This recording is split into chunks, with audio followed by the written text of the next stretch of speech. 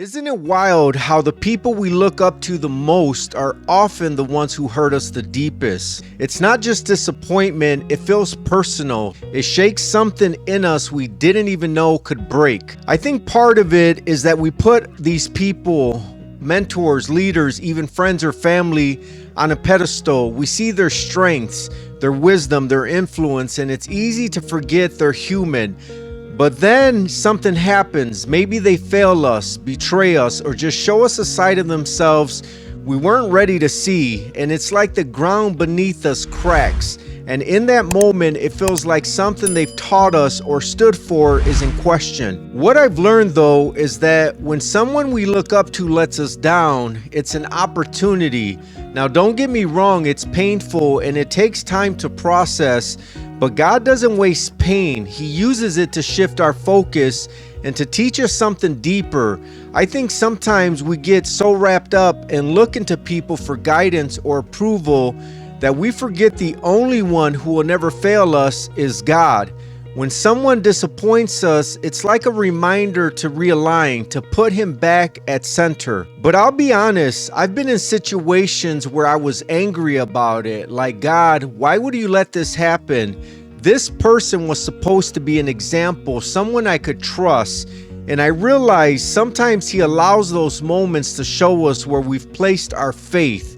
If my faith is in a person and not in him, then yeah, I'm setting myself up to be disappointed. People will always fall short because they're human. But God, he's steady, unchanging. He's the one who can handle that weight. But here's the other thing. It's okay to grieve. When someone we admire lets us down, it's like losing a version of them we thought was real. It's normal to feel hurt, even angry. But the key is not to get stuck there. If we let bitterness take root, we're the ones who lose. God calls us to forgive, not to excuse what they did, but to free ourselves from the weight of holding onto it. Forgiveness doesn't mean pretending it didn't hurt. It means trusting God to deal with it. You know what else I think? Sometimes when someone falls short, it's a chance for us to grow. Like maybe we were relying on them too much and God's using their failure to push us closer to him. Or maybe it's a reminder that we don't have to be perfect to make an impact. We see someone's flaws and it humbles us. It reminds us to give grace because we need it just as much. And then there's the bigger picture, how God uses it. I believe he takes these moments and turns them into something redemptive. Maybe it's a lesson we learn that helps us lead others better. Maybe it's an opportunity to build our resilience, to step up when someone else falls.